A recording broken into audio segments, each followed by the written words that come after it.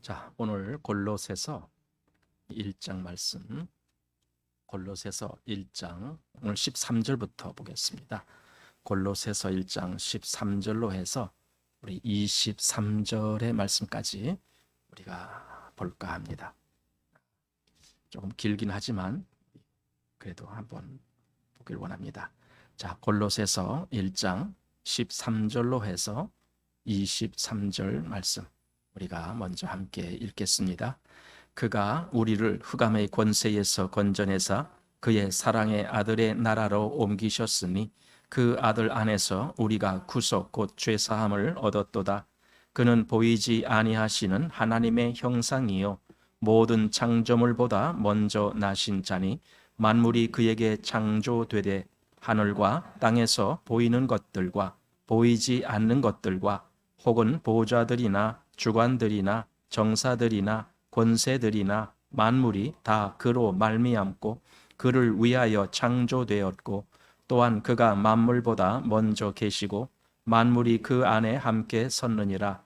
그는 몸인 교회의 머리라. 그가 근본이요 죽은 자들 가운데서 먼저 나신 자니 이는 친히 만물의 으뜸이 되려 하심이요 아버지께서는 모든 충만으로 예수 안에 거하게 하시고 그의 십자가의 피로 화평을 이루사 만물 곧 땅에 있는 것들이나 하늘에 있는 것들을 그로 말미암아 자기와 화목해 되기를 기뻐하심이라.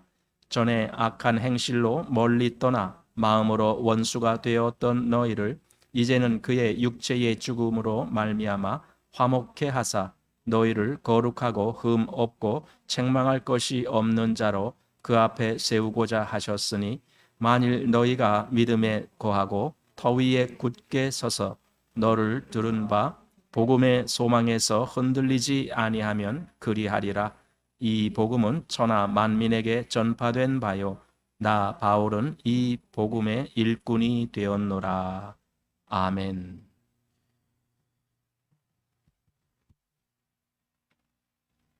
지난주에 본 부분에서 우리는 사도 바울이 골로새 교회를 위한 기도를 보았습니다.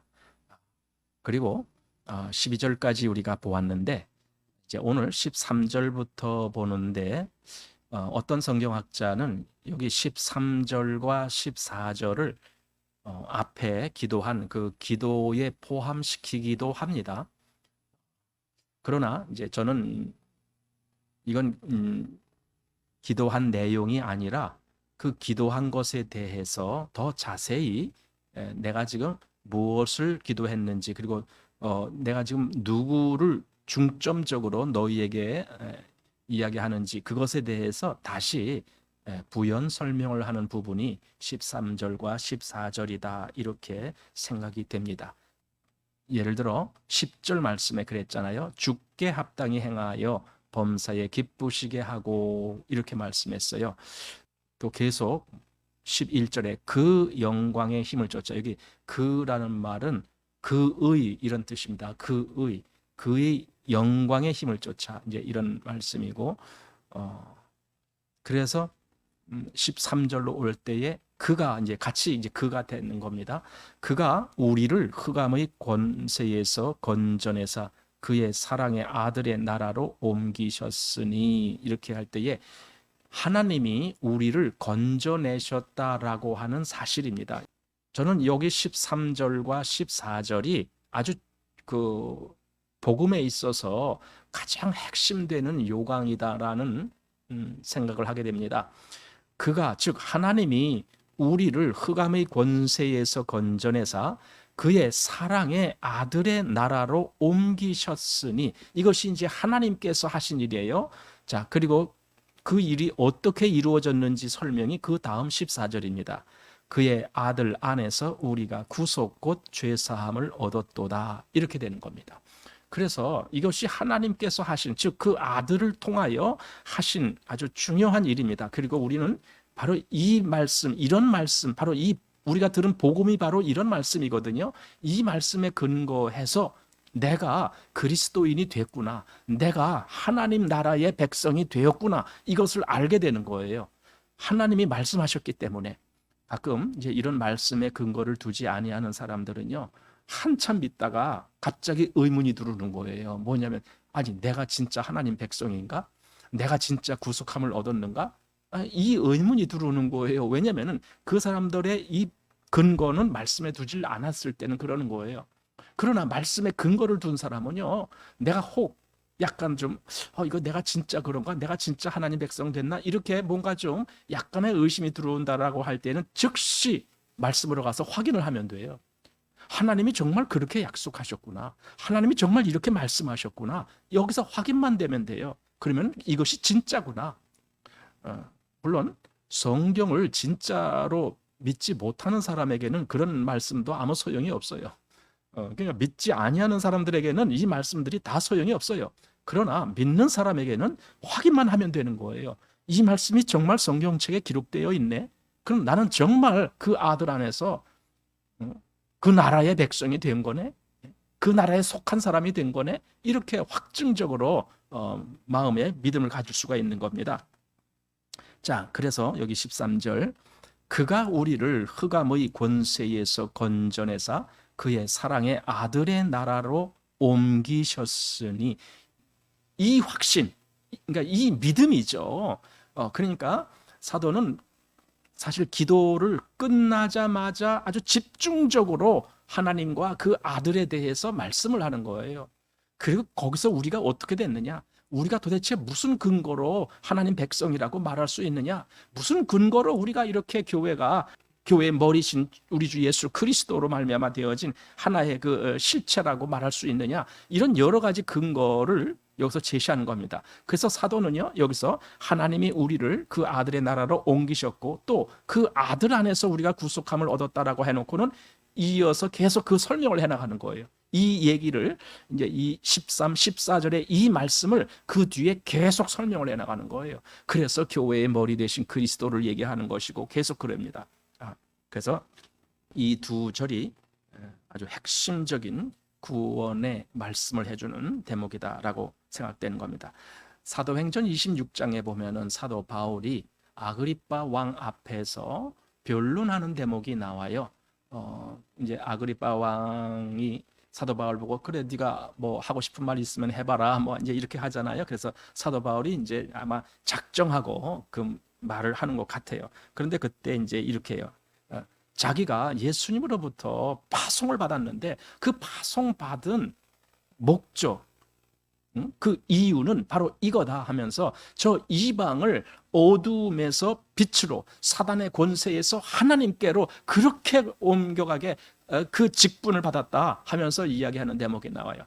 여러분, 교회는 또 그리스도인은요, 옮겨진 사람들이에요. 지금 여기서 성경에서 말하는 것처럼요, 사단의 권세에서 하나님께로, 이게 옮겨진 사람이에요. 그걸 그리스도인이라고 말하는 거예요. 또 죄 사함을 받은 사람, 그 죄인의 위치에만 있다가 어느 날 죄 사함을 받은 사람, 이것이 그리스도인이에요. 또 그 심판, 장차 임할 심판의 그 아래에 있다가 그 심판에서 벗어난 사람, 이것이 그리스도인이에요. 그러니까 그리스도인 이런 말을 할 때에는요, 이런 모든 역사가 다 끝난 거예요. 신앙이 끝난 것이 아니라 지금까지 내가 얽매였던 거기서 끝났다는 거예요. 그리고 이제 그리스도 안에서 새로운 시작을 하는 것인데 이것이 바로 그리스도인의 삶이죠. 그래서 이렇게 옮겨진 사실을 말합니다. 그의 사랑의 아들의 나라로 나를 옮겨 놓으셨다. 이런 나라라고 할 때에는요, 무엇을 나라라고 하느냐 할 때는 이제 몇 가지 아주 필수적인 요소가 있는데, 첫째로 통치가 있어야 됩니다. 주권이 있어야 됩니다. 나라라고 하려면 주권이 있어야 돼. 아무리 여기 뭐 땅이 있고 여기 뭐 사람들이 많고 그래도요, 거기 주권이 없으면은요 나라가 아닌 거예요. 나라를 빼앗긴 거예요, 그건. 그러니까 우리가 나라를 빼앗긴 적이 있잖아요. 일본한테도 빼앗겼고, 과거에는요 이렇게 조금씩 해서 다른 나라들한테 이렇게 지배를 당해서 그 통치로서의 권세를 빼앗긴 적이 이제 여러 번 있었어요. 근데 최근에는 이제 일본한테 우리가 통치권을 빼앗겼다 할 때에, 아무리 여기 백성들이 많고 아무리 이 땅이 있고 할지라도 이건 나라로서 인정을 못 받는 거예요. 왜냐하면 통치권이 없기 때문에. 그러면은 그리스도의, 그의 사랑의 아들의 나라, 즉 주님의 나라라고 한다면은 주님이 거기에 통치권을 행사하는 곳이라야 돼요. 만약에 내가 하나님 나라의 백성이라면 나에게 주님이 통치권을 행사해야 돼요. 내가 그 나라 백성이면은 주님이 나에게 뭔가가 이렇게 와야 돼요. 근데 주님이 나를 통치하시는 것을 싫어한다. 난 주님한테 통치 안 받겠어요. 난 주님 나보고 이렇게 하지 마세요. 만약에 이렇게 된다라면은 그 사람은 그 나라 백성이 아닌 거죠. 왜냐하면 통치권이 행사가 안 되는 것은 나라가 아니기 때문에 그래요. 그래서 하나님의 백성은 하나님의 통치권이 있는 것이고 주님의 백성은 주님의 통치권이 있는 거예요. 그래서 내 마음을 주님이 주관하시죠. 빌립보서에 보면은 너희 안에서 행하시는 이는 하나님이시니 이렇게 그리고 너희로 소원을 두고 행하게 하신다 그랬어요. 이것이 바로 통치권입니다. 그 통치권이 어느 정도까지 나한테 역사하느냐? 내 마음, 내 마음의 생각까지 주관하시면서 소원을 두고 행하게, 즉 하나님을 향해서 내 마음이 소원을 두고 행하는 그런 역사까지 나한테 통치하시는 거예요. 이것이 하나님의 통치권입니다. 즉 그의 나라라는 겁니다. 그래서 사도가 복음을 전할 때 이제 사도행전을 읽어보시면 알 거예요. 무엇을 전했느냐? 그리스도의 십자가 당연히 전했죠. 그의 죽으심과 부활 당연히 전했죠. 그런데 또 전한 게 있어요. 뭐냐면요, 하나님의 나라예요. 하나님의 나라에 대해서 전했다라고 성경 사도행전에 여러 번 그것이 나와요. 사도가 전한 것은요, 단지 그리스도, 부활하신 그리스도 그것만이 아니라 하나님 나라를 전했다는 거예요. 그러니까 이 분명한 하나님 나라의 백성에 대한 것을 말하고 있는 거죠. 그래서 여기 13, 14절이 저는 아주 중요한 말씀이다라고 생각됩니다. 그 아들 안에서 우리가 구속 곧 죄사함을 얻었도다. 이것을 누가 이렇게 확실하게 말할 수 있어요? 우리가 구속 곧 죄사함을 얻었도다. 이 말은 누가 할 수 있느냐고요? 그렇게 된 사람만 할 수가 있어요. 진짜 죄사함을 얻었는가? 진짜 구속함을 받았는가? 그 사람만 이 말을 할 수가 있어요. 아주 자신 있게 말할 수 있어요. 그 사람은. 자, 이제 15절부터 봅니다. 그는 보이지 아니하시는 하나님의 형상. 이제 여기부터는 예수 그리스도에 대해서 말하고 있는 겁니다. 그러니까 그 앞에 13, 14절에서 하나님이 이런 역사를 하시고 그리고 하나님이 그 아들의 나라로 옮기셨다. 우리를. 그렇게. 그러니까 그 아들, 지금 이 얘기를 계속 이제부터 15절부터 그 아들에 대해서 말하는 겁니다. 이제 골로새서를 기독론이다라고 말하는 그 의미가 바로 여기서부터 집중적으로 예수 그리스도를 말씀하고 있기 때문에 그렇게 됩니다. 그래서 여기 이제 15절부터 23절까지 보면은 무엇을 말하느냐면 그리스도의 신성, 즉 그리스도가 하나님이시다라고 하는 그 문제입니다.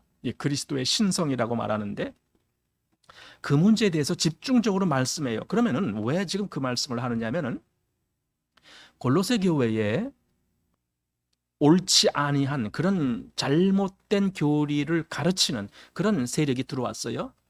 이제 뭐 우리가 말하는 이단 같은 그런 세력이 들어왔어요. 그래서 골로새 교회를 위협하는 거예요. 뭔가 넘어뜨리려고, 뭔가 잘못된 대로 끌고 가려고 이런 시도가 있었어요. 이제 그것을 에바브라를 통해서 사도 바울이 알았던 거죠.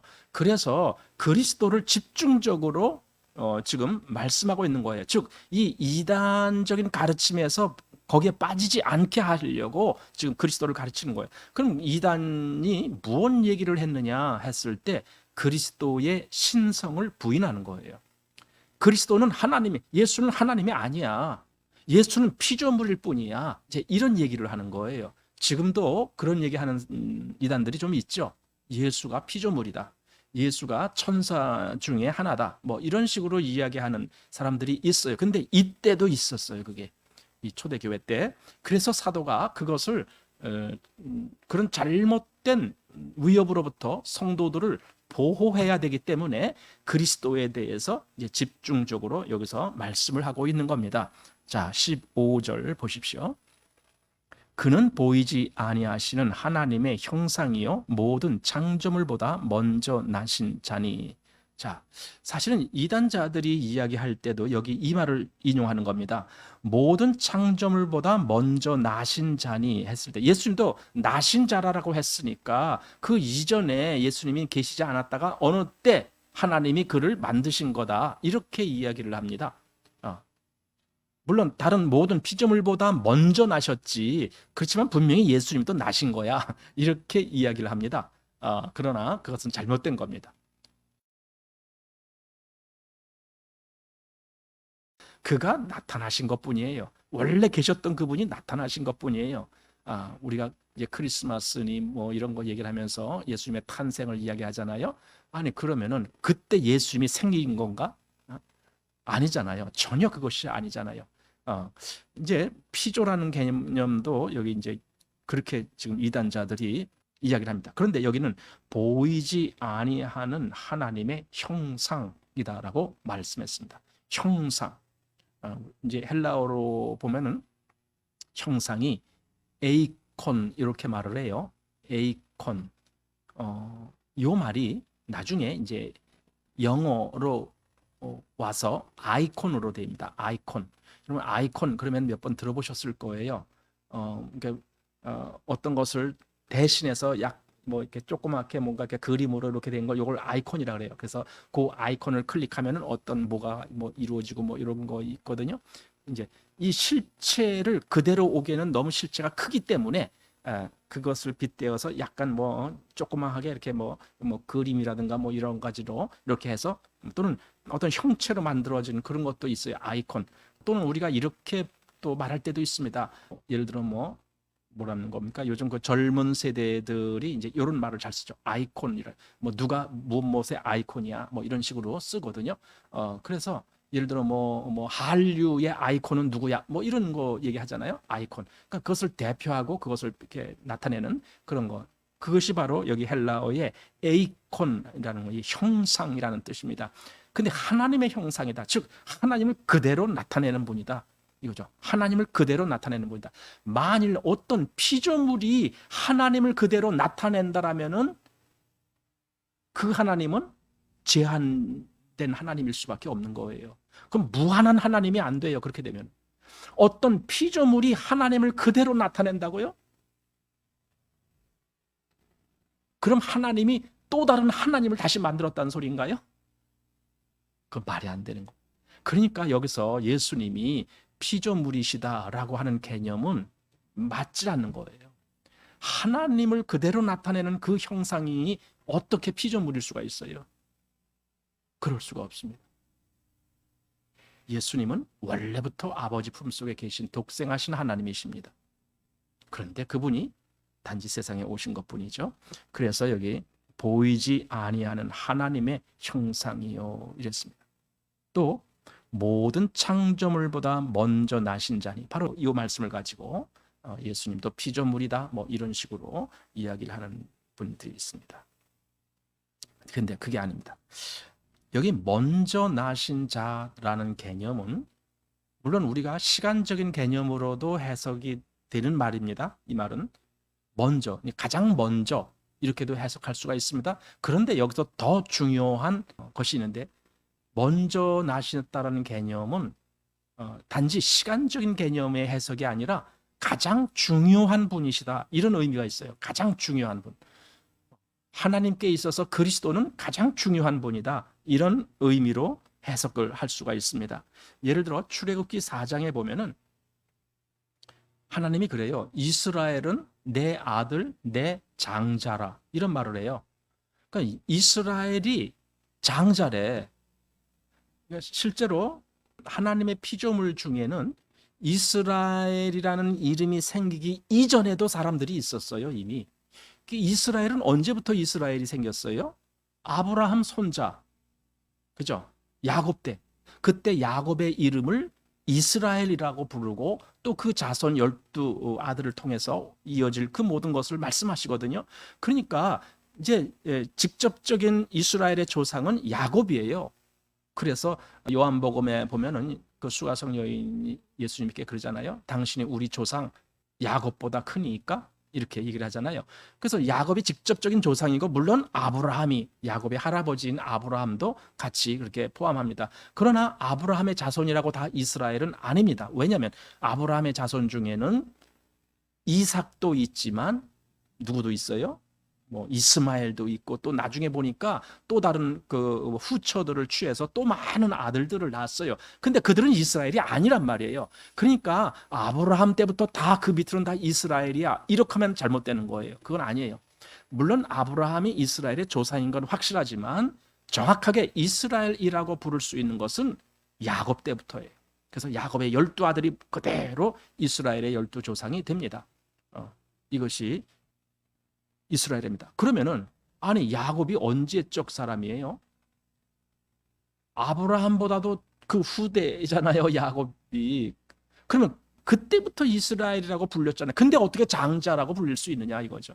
이미 이스라엘보다도 더 앞선 그런 사람들이 많은데 근데 어떻게 이스라엘을 장자라고 부를 수 있느냐. 이것은 단지 시간적인 개념으로 생각하면 해석이 안 되는 부분입니다. 그것은요 시간적인 해석이 아니라 의미적인 해석을 해야 됩니다. 하나님께 있어서 이스라엘은 가장 소중한 대상이다. 이렇게 봐야 됩니다.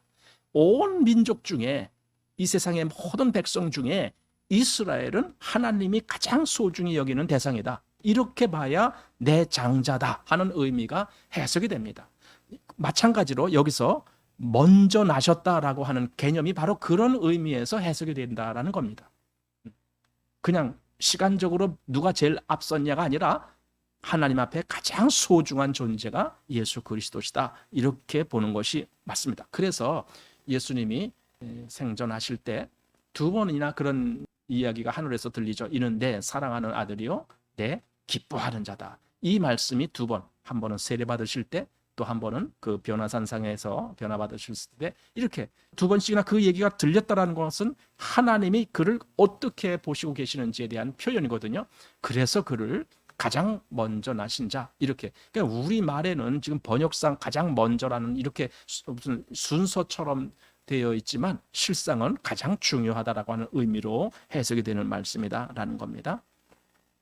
그래서 모든 창조물보다 먼저 나신 자니 또 만물이 그에게 창조되되 하늘과 땅에서 보이는 것들과 보이지 않는 것들과 혹은 보좌들이나 주관들이나 정사들이나 권세들이나 만물이 다 그로 말미암고 그를 위하여 창조되었고. 여기 이제 보세요. 이 세상에 우리가 보는 것은 다 창조된 피조물입니다. 그런데 그 모든 창조된 피조물이 다 그로 말미암고 그를 위하여 창조된 거예요. 그러면은요, 이 중요도를 한번 생각해 보세요.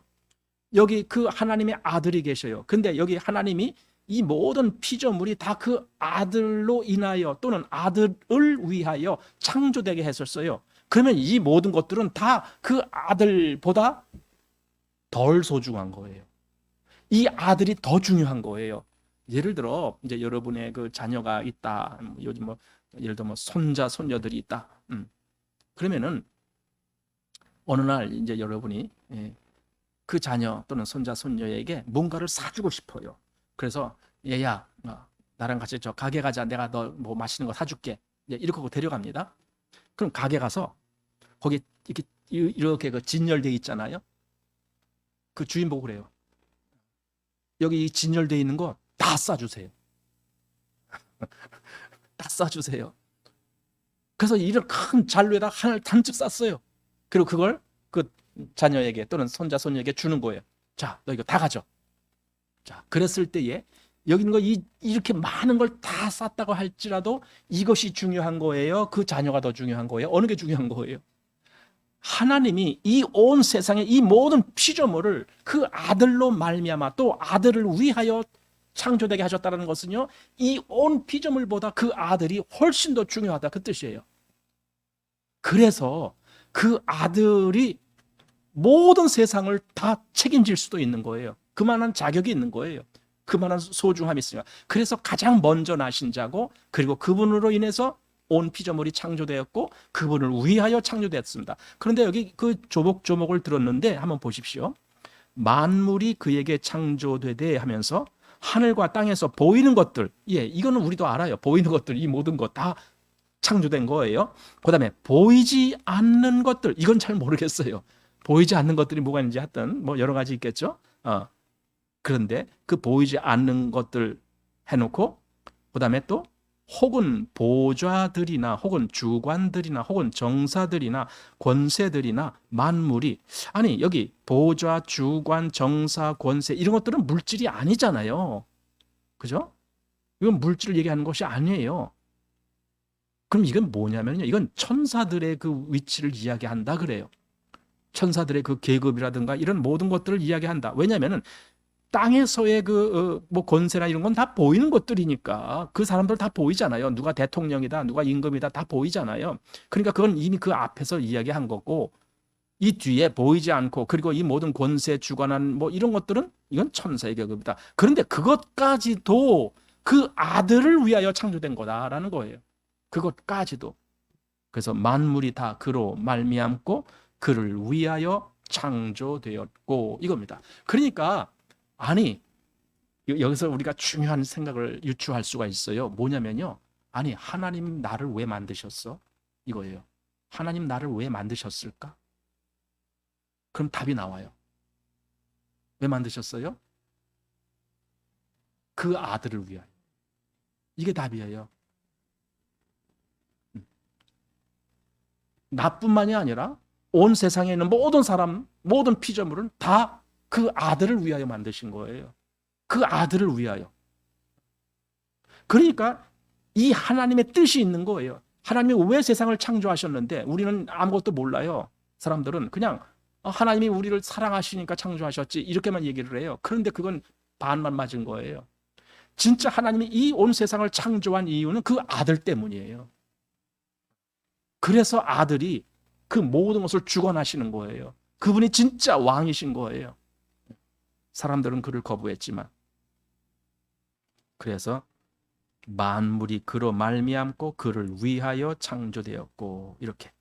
근데 여기서도요, 이단들은 이렇게 얘기를 하는 거예요. 여기 보좌들, 뭐 주관자들, 이걸 천사 계급으로 보는 거예요. 그래서 여기다가 무슨 해석을 하느냐면요, 예수님도 천사 계급이다, 예수님도 천사 중에 하나다, 이런 이야기를 해요. 이단자들은. 예수님도 지금도 그래요. 지금도 예수님도 천사 계급의 하나. 예를 들어 그 무슨 교회예요? 그 뭐 저 미국에서 시작된 여호와의 증인, 이런 데가 그래요. 예수님도 천사 계급으로 취급을 합니다. 당연히 저쪽에 그 이슬람 거기도 그래요. 거기는 예수님을 천사로 보지도 않아요. 예수님을 하나의 그 선지자로 봐요. 예수님을 하나님이다 그러면은 큰일 나요. 그들에게는 예수님은 선지자 중에 하나일 뿐이야, 이렇게 그들은 해석을 합니다. 그래서 예수님을 그렇게밖에 못 보는 거예요, 그들은. 그런데 실상 지금 성경은 그 모든 것들은 다 예수님 발 아래 존재하고 모든 피조물은 다 예수님 발 아래 그렇게 있게끔 만들었다라는 겁니다. 자, 그러면은 이 한 절만 보더라도요, 예수님이 어떠한 위치에 계신 분인가를 우리가 짐작하게 됩니다. 정말 예수님은 이 모든 것 위에 계신 분이구나. 이 모든 것 위에, 이 모든 피조물 위에. 그러니까 그분은 피조물일 수가 없어요. 모든 피조물 위에 계시다라는 것은 이 모든 피조물 속에 속할 수가 없어요. 자, 그래서 17절, 또한 그가 만물보다 먼저 계시고 만물이 그 안에 함께 섰느니라. 여기서도 먼저라는 개념이 단지 시간적인 개념으로만 보면은 이게 부족한 해석이 되는 거예요. 거기를 으뜸이다, 모든 것이 가장 첫째가 되는 그 위치다라는 겁니다. 그래서 만물이 다 그 안에, 이겁니다. 즉 예수님의 권세 아래, 예수님의 발 아래 만물이 거기에 있다라는 겁니다. 그래서 이제 우리말에는 만물이 그 안에 했지만 킹제임스 버전을 보면은 만물이 그에 의해 존재하느니라 이렇게 돼 있어요. 그러니까 만물이 존재하는 그것은 예수님의 영향권 아래에 있기 때문에 존재하는 것이다, 이겁니다. 예수님을 만약에 벗어나는 어떤 피조물이 있다면 그 피조물은 존재할 수가 없다, 그겁니다. 왜냐하면 존재 자체가 예수님에 의해서 그리고 예수님을 위해서 존재하는 것이기 때문에 그분이 이 모든 것의 실제적인 머리시다라는 거죠. 18절로 가봅니다. 18절 그는 몸인 교회의 머리라 그가 근본이시요 죽은 자들 가운데서 먼저 나신 자니 이는 친히 만물의 으뜸이 되려 하시며 여기 이제 으뜸이란 말이 나왔습니다. 아까는 이제 그가 가장 먼저 이렇게 말씀하셨고 이제 18절에 와서 으뜸이다. 첫째다. 가장 최고다. 이제 이런 의미로 으뜸이라는 말을 하는데 자, 그렇게 되기 위해서 그것이 나타나지기 위해서 그가 교회의 머리시다. 이겁니다. 교회의 머리. 우리 어디 만물 위에 교회의 머리로 주셨느냐. 이 말씀이 어디 있죠? 에베소서 한번 보겠습니다. 에베소서 1장 22절에 나옵니다. 1장 에베소서 1장 22절에 또 만물을 그 발 아래 복종하게 하시고 그를 만물 위에 교회의 머리로 주셨느니라 이렇게 됐습니다. 그러니까 예수님이 누구시냐라는 거예요. 그래서 우리는 이 세상이 얼마나 크고 넓어요. 뭐 우리 지구야 뭐 조그맣지만 이 우주를 생각할 때 얼마나 그 어마어마한 세상이에요. 그런데 예수님께 비하면 이건 아무것도 아닌 거예요. 다 예수님 아래에 있는 거예요. 예수님은 그 모든 피조물보다 위에 계신 거예요. 그리고 이제 물론 근데 그 위에 교회라는 것이 있어요. 이 온 세상 위에 교회라는 것이 있어요. 그 머리가 예수님이시다라는 개념입니다. 그러니까 이건 단지 공간의 개념이 아니라 실질적인 그 어떤 그 영향력, 권세 뭐 이런 전체를 보니까 예수님이 그 전체의 실제적인 주관자시다 이런 의미가 되는 거죠. 그래서 머리시다라는 의미입니다. 자, 다시 골로새서 아까 18절 말씀을 보았는데 그는 몸인 교회의 머리라 그가 근본이요. 근본. 여러분 우리 요한복음에 보면은요. 태초에 말씀이 계시니라 이렇게 시작하시면서 그 안에 생명이 있었나니 이런 말씀을 해요. 이제 그 말씀의 실제적인 의미는 생명은 그로부터 말미암았다 그 뜻이에요. 그 안에 생명이 있었나니 이거예요. 만약에 생명이 그 안에만 있는 것이 아니라 여기저기 다 있다라면은요 그렇게 말씀하면 안 돼요. 그런데 그게 아니라 생명의 근원은 오직 그 안에만 있다. 이것이 생명이 그 안에 있었다. 이렇게 말씀하는 거예요. 지금 여기서 본 말씀이 그겁니다. 그가 근본이요. 바로 이 말입니다. 근본. 생명의 근원도 바로 그분이신 거예요. 모든 창조의 근원도 그분이신 거예요. 그래서 근본이다 이렇게 했습니다. 그 다음에 죽은 자들 가운데서 먼저 나신 자니 여기서도 먼저란 말을 했습니다. 여기서는 이제 순서적인 개념도 이제 여기 포함되는 말입니다. 죽은 자들 가운데서 먼저 나신 자니 아니 그가 죽은 자들 가운데서 먼저 나셨다라고 해서 그때 그분이 비로소 존재한 건 전혀 아니거든요. 이미 그분은 그 전부터 계셨거든요. 로마서 1장 4절 말씀에 보면은 죽은 자들 가운데서 부활하여 하나님의 아들로 인정되셨으니 이 말씀이 있어요. 그럼 하나님의 아들이 인정된 게 그때 정말 인정된 건가? 그때만 정말 하나님의 아들이 된 건가? 그 이전은 하나님 아들이 아니었나? 그게 아니거든요. 그 이전도 원래 하나님 아들이셨어요. 그럼 왜 그때 죽은 자 가운데서 부활하심으로 하나님의 아들로 인정되셨다는 말은 그것은 우리 사람에게 그렇게 보여주시기 위한 시점인 거죠. 하나님께는 시간이 없지만 우리에게는 시간이 있거든요. 그래서 우리는 시간의 그 제약 속에 있잖아요. 시간이라는 그 영역 속에 우리는 거기서 벗어날 수가 없거든요. 그러니까 우리에게 그렇게 인정된 그것을 바로 그 기점으로 우리에게 보여주시는 거예요. 죽은 자 가운데서 부활하신 바로 그 사건으로 말미암아. 그런데 하나님께는 그는 처음부터 하나님 아들이시죠. 뭐 죽은 자 가운데서 부활해서 그때 하나님 아들 아니잖아요. 예를 들어 예수님이 죽으시기 전에 그때 하나님 아들이셨습니까? 아니셨습니까? 죽으시기 전에도 아들이셨죠. 왜냐하면 하나님이 그러셨잖아요. 이는 내 사랑하는 아들이요. 내 기뻐하는 자라. 그러셨으니까 당연히 그때도 아들이죠. 또 예수님이 세상에 오시기도 전에 사실은 요한복음 3장 16절은 예수님이 오시기 전의 그 모습, 그때 하나님의 뜻을 생각한다라고 보게 됩니다. 그런데 하나님이 세상을 이처럼 사랑하사 누굴 보내요? 독생자, 즉 그 하나인 아들을 보낸다. 이게 독생자예요. 독생자를 주셨으니 이거예요. 그러니까 예수님은 이 땅에 오시기도 전에 하나님의 독생자이신 거예요. 처음부터. 그러니까 죽은 자 가운데서 부활하여 뭐 하나님의 아들로 인정됐다라고 하는 그 얘기는 그때 하나님의 아들이 됐다는 말이 아닙니다. 그 이전부터 얼마든지 그분은 그런 분입니다. 또 여기서도 지금 뭐 모든 피조물 보다 먼저 나신 자니 할 때 그때 비로소 예수님이 뭐 어떻게 하셨다 이 말씀이 아니라 그분은 원래부터 아버지 품속에 계신 독생하신 하나님이시다 이 말씀입니다. 그래서 조금 이제 이건 공부를 하는 대목이에요. 그리스도론, 기독론이라고 하는 그 공부를 하는 대목인데 조금 그래서 어려울 수도 있어요. 그런데 사도는 이걸 꼭 말해주고 싶은 거예요. 여기 골로새 성도들에게. 왜냐하면은 그래야 이단적인 그런 어떤 잘못된 가르침에 속지 않고 정말 예수 그리스도를 바르게 알 수 있게 하기 위해서 이렇게 지금 계속 말씀을 하고 있는 겁니다. 자, 이제 그래서 그 다음 19절입니다. 이게 18절까지 이렇게 되게 하셨다라고 해놓고 19절에 아버지께서는 모든 충만으로 예수 안에 거하게 하시고 이렇게 되어 있습니다. 그러니까 우리 19절이 이렇게 되니까 그렇게 하셨구나라고 하는 객관적인 사실로만 보게 되는데 사실은 이게 원래 그 표현은요, 이게 객관적인 사실이 아니라 아버지께서는 이렇게 그 모든 충만이 예수 안에 거하게 하시는 이걸 기뻐하셨다 이렇게 나오는 거예요 원래는. 근데 사실은 우리말에는 기뻐하셨다는 말이 20절 제일 끝에 나와요. 기뻐하심이라 이렇게 나와요. 그런데 19절에서도 이걸 기뻐하셔서 하나님이 이렇게 하셨다라고 기뻐하셨다는 말이 제일 먼저 나오고 있어요. 하나님이 바로 이렇게 하셨구나.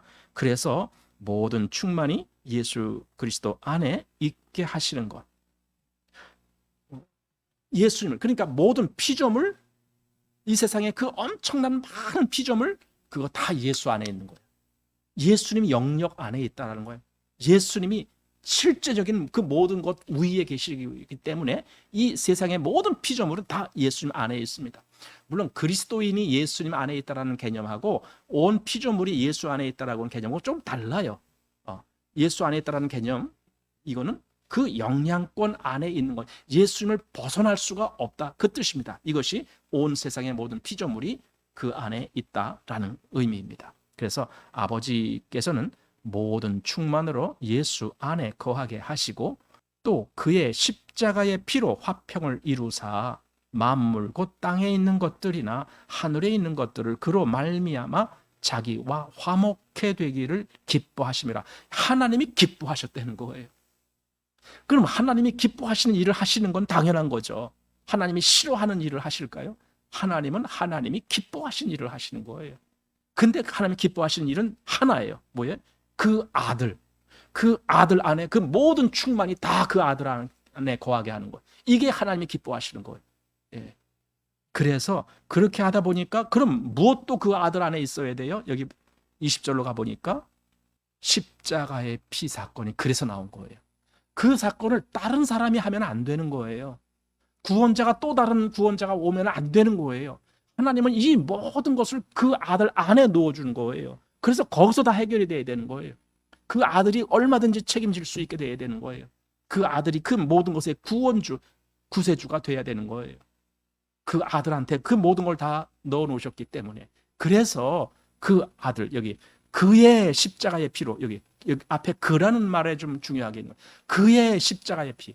그냥 무조건 십자가의 피가 아니고 그의 십자가의 피, 즉 그 아들 그리스도의 십자가의 피, 이겁니다. 피로 화평을 이루사 만물 곧 땅에 있는 것들이나 하늘에 있는 것들을 그로 말미암아, 여기 그로 말미암아 자기와 화목해 되기를 기뻐하심이라. 이렇게 된 겁니다. 그러니까 하나님은 예수 안에 거하게 하신 그 모든 역사를 통해서 기뻐하시는 일을 하시는 거예요. 하나님이 나를 왜 구원하셨을까요? 그게 하나님 기쁨이 되기 때문에 그래요. 나는 그걸 몰랐었는데요. 예, 몰랐어요. 우리는 잘 몰랐었어요. 나중에 보니까 하나님은 하나님이 기뻐하시는 일을 하시는 거예요. 그럼 나를 구원하신 것도 하나님이 기뻐하시는 거예요. 세상에 나 같은 사람 구원하는 걸 기뻐하시다니? 근데 그게 아니에요. 하나님이 기뻐하셨다는 것은요, 큰 의미가 있는 거지 사소한 문제가 아니에요. 그래서 우리가 자꾸 하나님의 마음을 헤아리는 거예요. 하나님이 어떤 마음이셨을까? 어떤 마음이셨을까? 나를 구원하실 때는 어떤 마음이셨을까? 자꾸 이렇게 하나님을 헤아리는 거예요. 그리고 그 하나님의 그 마음을 헤아리는 것이 예수님을 통해서 나타나는 거죠. 왜냐하면 요한복음 1장에 그랬잖아요. 아버지 품속에 계신 독생하신 하나님이 나타내셨느니라. 그러니까 아무도 하나님을 본 사람이 없지만 아버지 품속에 계신 독생하신 하나님이 나타내신 거예요. 그러니까 하나님을 알려면은 예수님을 통해서 알게 돼 있는 거예요. 왜냐하면 예수님이 나타내시니까. 그래서 결국은 예수님을 통해서 나를 이렇게 구원하신 것, 여기에는 하나님의 깊은 뜻이 있다라는 걸 우리가 이제 알게 되는 거죠. 정말 하나님이 기뻐하셨다. 그래서 여기 이제 이런 말이 나옵니다. 화목이라는 말이 나와요. 여기 20절에 화평을 이루사, 그리고 그 뒤에 화목해 되기를 기뻐하셨다. 화평 또는 화목, 이게 하나님의 목적인 거예요. 하나님은 화평해 되기를 원하시는, 즉 화목해 되기를 원하시는 겁니다. 목적입니다. 근데 그 목적만 있는 것이 아니라 방법, 즉 수단도 있습니다. 그 수단은 뭔가요? 그 아들 안에서, 그 아들을 통하여, 이겁니다. 그러니까 하나님의 계획은 지금 밝히 드러나고 있는 겁니다. 그 아들을 통해서 온 피조물과 화목해 되는 것, 이게 하나님의 뜻입니다. 그러면은 피조물은 당연히 그 뜻을 받아들여야 돼요. 피조물은 그 뜻을 거스르는 것은 하나님을 거역하는 거예요. 로마서 뒤에 보면은 세상의 모든 피조물이 하나님의 아들들이 나타나는 것을 고대한다, 뭐 이런 표현이 있죠. 한번 볼게요.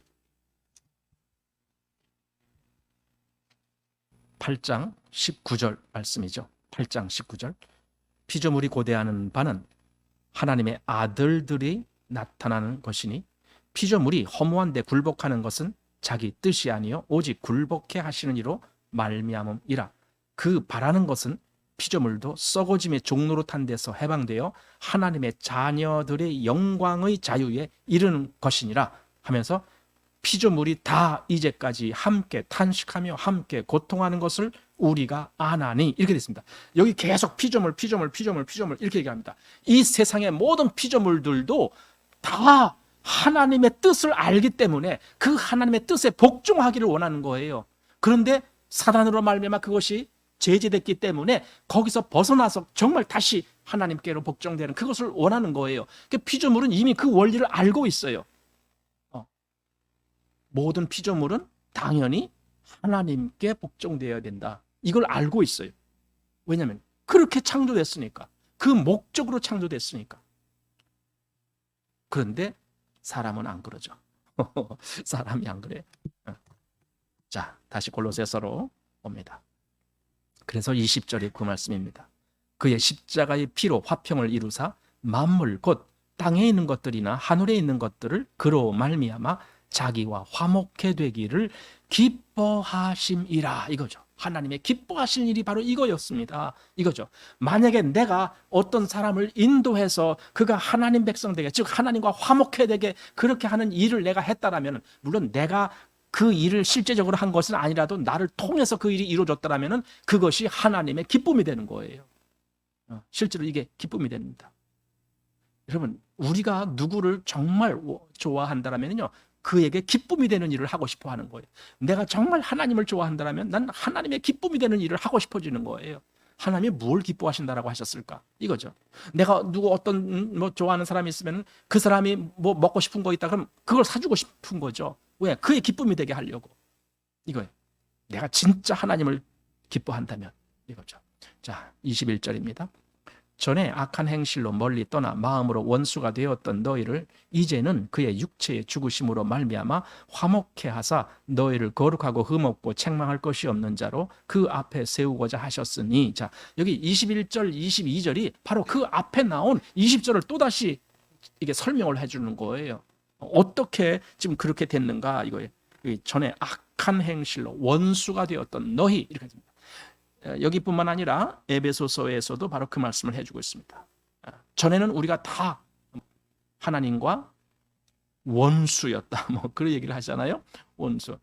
그런 거야. 그래서 우리가 다 사망 안에 있었다. 뭐 그렇게 얘기를 하는 겁니다. 근데 요즘은 그런 것 같아요. 우리가 다 하나님과 원수였다. 하나님의 진노의 대상이었다. 이런 걸 잘 받질 않아요. 그런 걸. 그걸 받아들이면은 자기가 근본적으로 뭔가 잘못됐다라고 하는 것을 인정을 해야 되거든요. 근데 그걸 근본적으로 잘못됐다는 걸 인정하고 싶지가 않아요. 그러니까 내가 하나님과 정말 본질적으로 원수가 된 자야, 이걸 안 받아들이는 거예요. 그걸 안 받아들이면 그럼 어떤 결과가 오는데요? 그럼 그리스도의 구원, 그리스도의 화목, 이것들도 다 그냥 하나의 그냥 얘기거리밖에 안 돼요. 거기에는 진정성이 없어요. 내가 정말 하나님과 원수라는 여기에 대한 실제적인 믿음이 없다면요, 그 다음에 그리스도로 말미암아 우리를 화목케 했다라는, 그게 또 뭔 소용이 있어요? 다 필요 없는 거예요. 이렇게 돼 버려요. 그러니까 정말 내가 하나님과 원수가 된 이 사실을 먼저 아는 것은 매우 중요한 거죠. 다시 한번 여기 21절.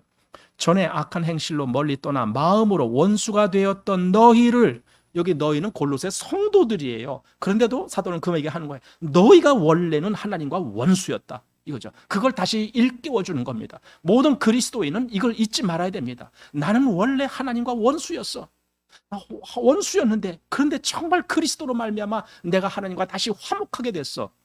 이거죠. 그러면 그리스도가 나에게는 얼마나 소중한 분이 되느냐 이거죠. 그의 육체의 죽음으로 말미암아 화목케 하사 너희를 거룩하고 흠 없고 책망할 것이 없는 자로 그 앞에 세우고자 하셨으니, 바로 이것이 지금 하나님의 의도죠. 우리로 그 앞에 화목하게 한 그 의도, 거룩하고 흠 없고 책망할 것이 없는 자로 그 앞에 세우고자 하고, 우리를 하나님 앞에 세워주는 게 목적이에요. 그런데 그냥 세우는 게 아니야. 그 앞에 세웠는데 죄인으로 드러나면 어떻게 해요? 안 되잖아요. 그러니까 우리로 거룩하고 흠 없고 책망할 것이 없는 그런 자로 그 앞에 세우기를 원하시는 거예요. 그러면은 정말 우리가 그리스도로 말미암아 그 믿음의 삶을 살아야 돼요. 그 믿음. 하나님이 나를 이렇게 세우기를 원하시는구나 하는 이 믿음이 있어야 돼요. 그래야 내가 그 앞에서 바르게 살게 되죠.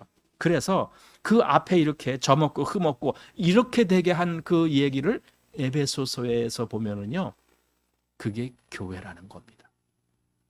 에베소서 5장 26절, 27절 여기 보면은 아내들아, 뭐 남편들아 이 얘기를 하시잖아요. 그러면서 하신 얘기가 그거예요. 우리로 하여금 그 앞에 세우는데 뭡니까?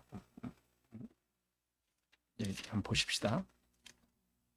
자, 에베소서 5장 25절부터 남편들아 하지만은 그 다음에 26절에 이는 곧 물로 씻어 말씀으로 깨끗하게 하사 거룩하게 하시고 자기 앞에 영광스러운 교회로 세우사 티나 주름 잡힌 것이나 이런 것들이 없이 거룩하고 흠이 없게 하려 하심이니라, 이렇게 말했거든요. 이게 교회에 대한 말씀이거든요. 그런데 여기서는 지금 교회라는 말은 안 썼지만 사실은 교회를 이야기하는 거예요. 왜냐하면 예수 그리스도 그가 머리시니까 그에게 붙은 모든 사람들은 교회를 나타내는 거죠. 그래서 지금 에베소서나 골로새서나 똑같이 그 앞에 흠 없이 세우시는 하나님의 뜻, 바로 이것을 우리가 보게 되는 겁니다. 자, 그래서 23절입니다. 만일 너희가 믿음에 거하고 터 위에 굳게 서서 너희 들은 바 복음의 소망에서 흔들리지 아니하면 그리하리라. 이거예요. 이제 마지막으로 한마디 하는 건데, 지금 이 앞에 설명을 다 했습니다. 예수 그리스도가 어떠한 분인지, 하나님의 뜻이 무엇인지, 하나님의 목적이 무엇인지, 하나님이 무엇을 기뻐하시는지 그 말씀을 다 했습니다. 그리고 너희가 그것을 정말 믿으면 이겁니다. 너희가 정말 그것을 믿고 터 위에 굳게 쓴다면, 그러니까 믿음이 있어야만이 터 위에 선 거예요. 그러니까 너희가 정말 그것을 믿고 터 위에 굳게 선다면 너희가 바로 그 사람이야. 이렇게 지금 얘기하는 거예요. 그러하리라 이렇게. 그 다음에 이 복음은 천하 만민에게 전파된 바요 나 바울은 이 복음의 일꾼이 되었노라 하면서 이게 복음이구나. 하나님이 그 어떤 목적, 뜻이 있으셨는데 그 목적은 그 아들로 말미암아 온 피조물을 하나님과 화목해 되게 하는 이 역사를, 이것을 하나님은 계획하시고 그걸 기뻐하시는 거예요. 그래서 그렇게 해서 실제적으로 그 역사가 이루어지게 하는 것이 결과가 뭐냐? 교회라는 겁니다. 이 모든 것을 우리에게 말씀해 주는 것을 우리는 복음이다라고 이야기합니다. 그러니까 하나님의 계획이, 즉 하나님의 뜻이 있었습니다.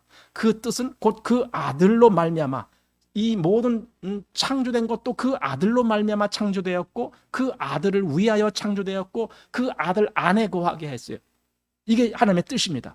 그리고 세 번째로 그 아들 안에서 비로소 그 아들의 그 십자가의 피로 말미암아 화목해 된 자들을, 사실은 그들을 따로 교회라고 부르는 거예요. 그 화목해 된 자들을 따로 거하게 하시는 거예요. 그런데 그것은 우리에게 뭔가가 필요합니다. 그게 뭐라고요?